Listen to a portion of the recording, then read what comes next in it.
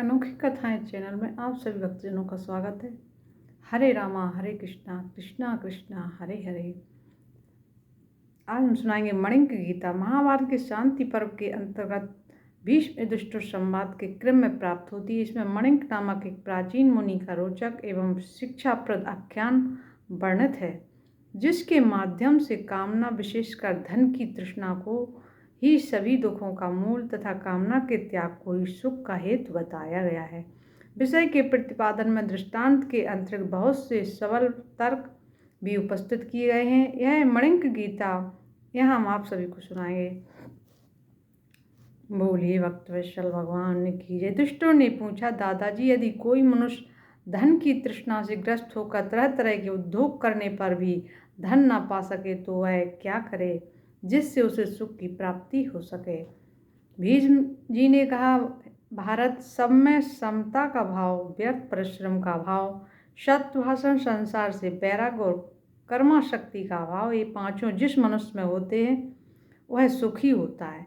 ज्ञान विरुद्ध पुरुष इन्हीं पांच वस्तुओं को शांति का कारण बताते हैं।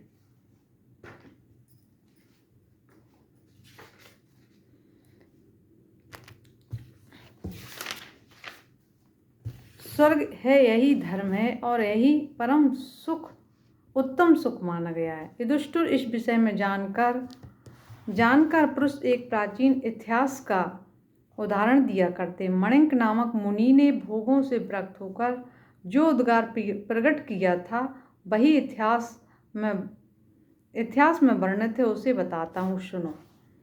मणिक धन के लिए अनेक प्रकार की चेष्टाएं करते थे, परंतु हर बार उनका प्रयत्न व्यर्थ हो जाता था। अंत में जब बहुत थोड़ा धन शेष रह गया तो उसे देखकर उन्होंने 2 नए बछड़े खरीदे। एक दिन उन दोनों बछड़ों को परस्पर जोड़कर वे हल चलाने की शिक्षा देने के लिए ले जा रहे थे। जब वे दोनों बछड़े गांव से बाहर निकले तो बैठे हुए एक ऊंट को बीच में करके सहसा दौड़ पड़े। जब वे उसकी गर्दन के पास पहुंचे तो ऊंट के लिए असह्य हो उठा और रोष में भरकर खड़ा हो गया। उन दोनों बछड़ों को ऊपर लटकाए बड़े जोर से भागने लगा। बलपूर्वक अपहरण करने वाले उस ऊंट के द्वारा इन दोनों बछड़ों को अपहृत होते और मरते देख मणिक ने इस प्रकार कहा, मनुष्य कैसा ही चतुर क्यों न हो, जो उसके भाग्य में नहीं है उस धन को अश्रद्धापूर्वक भलीभांति प्रयत्न करने पर भी नहीं पा सकता। पहले मैंने जो प्रयत्न किया था उसमें अनेक प्रकार के अनर्थ खड़े हो गए थे। उन अनर्थों से युक्त होने पर भी मैं धनोपार्जन की ही चेष्टा में लगा रहा, परंतु देखो आज इन दोनों बछड़ों की संगति से मुझ पर कैसी देवी उपद्रव आ गया। यह ऊंट मेरे बछड़ों को उछाल कर विषम मार्ग से ही जा रहा है। कालातीत न्याय से अर्थात देव संयोग से इन्हें गर्दन पर उठाकर बुरे मार्ग से दौड़ रहा है। इस ऊंट के गले में मेरे दोनों प्यारे बछड़े 2 मणियों के समान लटक रहे हैं। यह केवल देव ही की लीला है। हठपूर्वक किए हुए पुरुषार्थ से क्या होता है। यदि कभी कोई पुरुषार्थ सफल होता दिखाई देता है तो वहाँ भी खोज करने पर देव का ही संयोग सिद्ध होता है। अतः सुख की इच्छा रखने वाले पुरुष को धन आदि की ओर से वैराग्य ही आश्रय लेना चाहिए। धनोपार्जन की चेष्टा से निराश होकर जो विरक्त हो जाता है वह सुख की नींद सोता है। अहो सुखदेव मुनि ने जनक के राजमहल से विशाल वन की ओर जाते समय सब ओर से बंधन मुक्त हो क्या ही अच्छा कहा था। जो मनुष्य अपनी समस्त कामनाओं को पा लेता है तथा जो इन सब का केवल त्याग कर देता है, इन दोनों के कार्यों में समस्त कामनाओं को प्राप्त करने की अपेक्षा उनका त्याग ही श्रेष्ठ है। कोई भी पहले कभी धन आदि के लिए होने वाली संपूर्ण प्रवृत्तियों का अंत नहीं पा सका है। शरीर और जीवन के प्रति मूर्ख मनुष्य की ही तृष्णा बढ़ती बढ़ती है ओ कामनाओं के दास मन तू, सब प्रकार की चेष्टाओं से निवृत्त हो जा और वैराग पूर्वक शांति धारण कर। तू धन की चेष्टा करके बारंबार ठगा गया है तो भी उसकी ओर से वैराग नहीं होता। ओ धन की कामना वाले मन, यदि तुझे मेरा विनाश नहीं करना है, यदि तू इस प्रकार मेरे साथ है, आनंद पूर्वक रहना चाहता है, तो मुझे व्यर्थ लोभ में ना फंसा। तूने बार बार द्रव्य का संशय किया है और वह बारंबार नष्ट होता चला गया। धन की ही इच्छा रखने वाले मूढ़, क्या कभी तू धन की इस तृष्णा और चेष्टा का त्याग भी करेगा? अहो यह मेरी कैसी नादानी है जो मैं तेरे हाथ का खिलौना बना हुआ हूँ। यदि ऐसी बात न होती तो क्या कोई समझदार पुरुष कभी दूसरों की दास्ता स्वीकार कर सकता है? पूर्व काल के तथा पीछे के मनुष्य भी कभी कामनाओं का अंत नहीं पा सके, अतः मैं समस्त कामनाओं का आयोजन त्याग कर सावधान हो गया हूँ और मैं पूर्णतः जग गया हूँ। काम निश्चय ही तेरा हृदय फौलाद का बना हुआ है, अतएव अत्यंत सुदृढ़ है। यही कारण कि सैकड़ों अनर्थों से व्याप्त होने पर भी इसके सैकड़ों टुकड़े नहीं हो जाते। काम मैं तुझे अच्छी तरह जानता हूँ और जो कुछ तुझे प्रिय लगता है उससे भी परिचित हूँ। चिरकाल से तेरा प्रिय करने की चेष्टा करता चला आ रहा हूँ, परंतु कभी मेरे मन में सुख का अनुभव नहीं हुआ। काम मैं तेरी जड़ को जानता हूँ, निश्चय ही तू संकल्प से उत्पन्न होता है और मैं तेरे संकल्प ही नहीं करूँगा जिससे तू समूल नष्ट हो जाएगा। धन की इच्छा अथवा चेष्टा सुखदायिनी नहीं, यदि धन मिल भी जाए तो इसकी रक्षा आदि के लिए बड़ी भारी चिंता बढ़ जाती है और यदि एक बार मिलकर वह नष्ट हो जाए तब तो मृत्यु के समान ही भयंकर कष्ट होता है।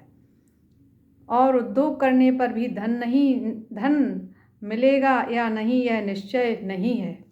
शरीर को निछावर कर देने पर भी मनुष्य जब धन नहीं पाता तो उसके लिए इससे बढ़कर महान दुख और क्या हो सकता है। यदि धन की उपलब्धि हो भी जाए तो उतने ही से वह संतुष्ट नहीं होता, अपितु अधिक धन की तलाश करने लग जाता है। काम स्वादिष्ट गंगा जल के समान यह धन तृष्णा की ही वृद्धि करने वाला है। मैं अच्छी तरह जान गया हूँ कि यह तृष्णा की वृद्धि मेरे विनाश का कारण है। अतः तू मेरा पिंड छोड़ दे, मेरे इस शरीर का आश्रय लेकर जो पांचों भूतों का समुदाय स्थित है वह इसमें अपनी इच्छा के अनुसार सुखपूर्वक चला जाए या इसमें रहे, इसकी मुझे परवाह नहीं। पंचभूतगण अहंकार आदि के साथ तुम सब लोग काम और लोभ के पीछे लगे रहने वाले हो, अतः तुम पर यहाँ मेरा रत्ती भर भी स्नेह नहीं, इसलिए मैं समस्त कामनाओं को छोड़कर केवल अब सद्गुण का आश्रय ले रहा हूँ। मैं अपने शरीर में अनेक मन के अंदर संपूर्ण भूतों को देखता हुआ बुद्धि को एक योग में एकाग्र चित्र को श्रवण कर मनन आदि साधनों में और मन को परब्रह्म में परमात्मा में लगाकर रोग शोक से रहित एवं सुखी हो संपूर्ण लोकों में नासक्त भाव से विचरूंगा, जिससे तू फिर मुझे इस प्रकार दुखों में न डाल सकेगा। काम तृष्णा शोक और परिश्रम इनका उपस्थित स्थान सदा तू ही है। जब तक तू मुझे प्रेरित करके इधर उधर भटकाता रहेगा तब तक मेरे लिए दूसरी कोई गति नहीं है। मैं तो समझता हूँ कि धन का नाश होने पर जो अत्यंत दुख होता है वही सबसे बढ़कर है, क्योंकि जो धन से वंचित हो जाता है उसे अपने भाई बंधु और मित्र भी अपमानित करने लगते हैं। दरिद्र को सहस्त्र तिरस्कार सहने पड़ते हैं, अतः निर्धन अवस्था में बहुत से कष्टदायक दोष हैं और धन में जो सुख का लेस प्रतीत होता है वह भी दुखों से ही संपादित होता है। जिस पुरुष के पास धन होने का संदेह होता है उसे उसका धन लूटने के लिए लुटेरे मार डालते हैं अथवा उसे तरह तरह की पीड़ाएं देकर सताते और सदा उद्वेग में डाले रहते हैं। धन लोलुपता दुख का कारण है, यह बात तुम बहुत देर के बाद मेरी समझ में आई है। काम तू जिस का आश्रय लेता है उसी के पीछे पड़ जाता है। तू तत्व ज्ञान से रहित और बालक के समान मूढ़ है। तुझे संतोष देना कठिन है, आग के समान तेरा पेट भरना संभव है। तू यह नहीं जानता कि कौन सी वस्तु सुलभ है और कौन सी वस्तु दुर्लभ है। काम पाताल के समान तुझे भरना कठिन है। तू मुझे दुखों में फंसाना चाहता है, किंतु अब तू फिर मेरे भीतर प्रवेश नहीं कर सकता। अकस्मात धन नाश हो जाने से वैराग को प्राप्त होकर मुझे परम सुख मिल गया है। अब मैं भोगों का चिंतन नहीं करूँगा। पहले मैं बड़े बड़े क्लेश सहता था, परंतु ऐसा बुद्धिहीन हो गया था कि धन की कामना में कष्ट से इस बात को समझ ही नहीं पाता था। परंतु अब धन नाश होने से उसे वंचित होकर मैं संपूर्ण अंगों में क्लेश और चिंताओं से मुक्त होकर सुख से सोता हूँ। काम में अपनी संपूर्ण मनोवृत्तियों को दूर हटाकर तेरा परित्याग कर रहा हूँ। अब तू फिर मेरे साथ ना तो रह सकेगा और ना मौज ही कर सकेगा। अब जो लोग मुझ पर आक्षेप या मेरा तिरस्कार करेंगे, उनके उस बर्ताव में चुपचाप सह लूँगा। जो लोग मुझे मारे पीटेंगे या कष्ट देंगे, उनके साथ भी मैं बदले में वैसा बर्ताव नहीं करूँगा। द्वेष के योग्य पुरुष का भी यदि साथ हो जाए और वह मुझे अप्रिय वचन कहने लगे, तो मैं उस पर ध्यान न देकर उससे अप्रिय वचन नहीं बोलूँगा। मैं सदा संतुष्ट एवं उपस्वस्थ इंद्रियों से संपन्न रहकर भागवश जो कुछ मिल जाए उसी से जीवन निर्वाह करता रहूँगा, परंतु तुझे कभी सफल न होने दूँगा, क्योंकि तू मेरा शत्रु है। तू अच्छी तरह समझ ले कि मुझे वैराग, सुख, तृप्ति, शांति, सत्य, दम, क्षमा और समस्त प्राणियों के प्रति दया भाव, ये सभी सद्गुण प्राप्त हो गए हैं। अतः काम, लोभ, तृष्णा और कृपणता को चाहिए कि मैं मोक्ष की ओर प्रस्थान करने वाले मुझ साधक को छोड़कर चले जाएं। अब मैं सद्गुण में स्थित हो गया हूँ।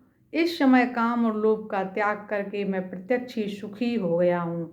अतः अजिंत्रिय पुरुष की भांति अब लोभ में फंसकर दुख नहीं उठाऊंगा। मनुष्य जिस कामना को छोड़ देता है, उसकी ओर से सुखी हो जाता है। कामना के वशीभूत होकर तो वह सदा सर्वदा दुख ही पाता है। मनुष्य काम से संबंध रखने वाले जो कुछ भी रजोगुण हो उसे दूर कर दें। दुख, निर्लज्जता और असंतोष ये काम और क्रोध से ही उत्पन्न होने वाले हैं। जैसे ग्रीष्म ऋतु में लोग शीतल जल वाले सरोवर में प्रवेश करते हैं, उसी प्रकार अब मैं परब्रह्मा में प्रतिष्ठित हो गया हूँ। अतः शांत हूँ, सब ओर से निर्वाण को प्राप्त हो गया हूँ। अब मुझे केवल सुख ही सुख मिल रहा है। इस लोक में जो विषयों का सुख है तथा परलोक में जो दिव्य एवं महान सुख है, ये दोनों प्रकार के सुख तृष्णा के क्षय से होने वाले सुख की 16वीं कला के भी बराबर नहीं है। काम, क्रोध, लोभ, मोह, मद, मात्सर्य और ममता ये देहधारियों के 7 शत्रु हैं। इनमें 7वां काम रूप शत्रु सबसे प्रबल है। उन सबके साथ इस महान शत्रु काम का नाश करके मैं अविनाशी ब्रह्मपुर में स्थित हो राजा के समान सुखी होऊंगा। राजा ऋषि बुद्धि का आश्रय लेकर मणिक धन और भोगों से विरक्त हो गए और समस्त कामनाओं का परित्याग करके उन्होंने परमानंद स्वरूप पर ब्रह्मा को प्राप्त कर लिया। बछड़ों के नाश को निमित्त बनाकर ही मणिक अमृत तत्व को प्राप्त हो गए। उन्होंने काम की जड़ काट डाली, इसलिए महान सुख प्राप्त कर लिया। बोलिए भक्तवत्सल भगवान की जय। हरे रामा हरे कृष्णा कृष्णा कृष्णा हरे हरे।